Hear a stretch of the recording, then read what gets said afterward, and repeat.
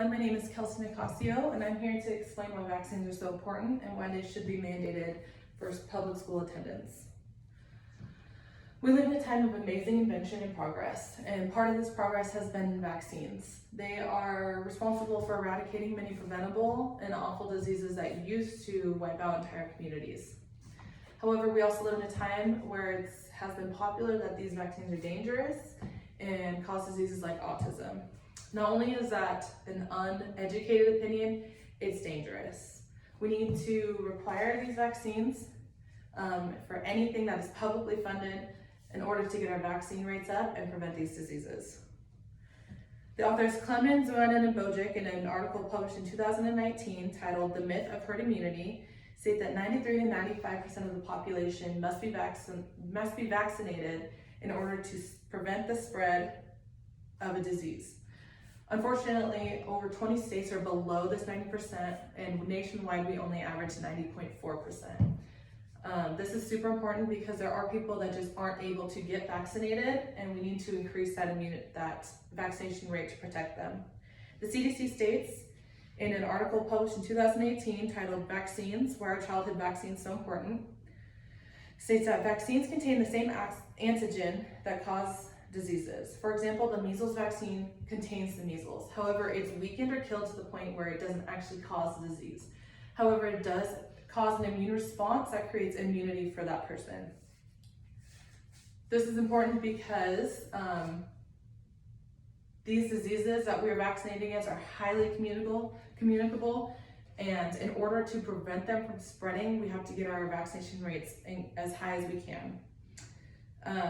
According to the author Glushan, in an article titled "Herd Immunity," published on an unknown date, states that herd immunity occurs when a high percentage of the community is immune to a disease, making the spread of the illness from person to person unlikely. Even when individuals that are unvaccinated, like newborns or the immunocompromised, they are offered some protection because the disease has no opportunity to spread. This again protects those few that are unable to get the vaccine, like it said, like newborns or the immunocompromised, or people that have severe reactions. In an article titled "State Vaccination Requirements," published in 2016, the CDC states, "State and local vaccination requirements for daycare and school entry are important. Tools for maintaining high vaccination coverage rates and in turn, lower rates of vaccine preventable diseases." This again is important to communicate to people. There are a lot of incorrect opinions that vaccines are dangerous, and these ideas are just dangerous and prevent us from stopping these diseases. The CDC again explains in a 2015 fact sheet titled "Improving Vaccination Coverage," use of philosophical exemptions and under-immunization tend to cluster geographically, making some communities higher at risk for outbreaks. So we see in communities that have higher exemption rates, that have found doctors that will give them exemptions just because they think they should be, they are actually more at risk for these diseases that were once eradicated. How we can mandate these vaccines in schools is a two-part process. We need to educate ourselves and educate our elected officials and implore them to mandate these. Authors Boone and Healy, in a 2020 article titled "Standard Vaccines, Parental Hesitancy or Refusal," state, "The major concern about the MMR vaccine, which is unfounded, states that the MMR vaccine may have caused autism in the study of 12 children." Not only was this article found incorrect in 2010, but it was actually exposed as fraudulent in 2011. The doctor that created this study and published this article actually lost his medical license because of the false information that he spread.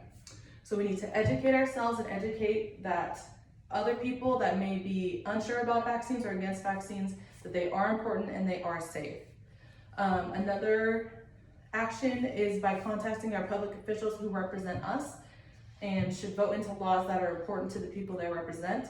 So we can email, we can call them, we can get on their social media, and we need to tell them that vaccines are important to all of us, not just the children that we send to schools, but also the families that they come home to and the people that they come home to that may not be able to get the vaccine and may be more susceptible to getting an awful disease. So like I said, vaccines create an immunity to diseases that were once enders of many lives. Increasing vaccine rates or increasing herd immunity is a large part of protecting public health, and we need to educate ourselves and those wrongly educated and our elected officials into increasing vaccination rates and making them mandatory. So do your part, contact your officials, get your vaccine, vaccinate your children, save lives, and be a hero. Thank you.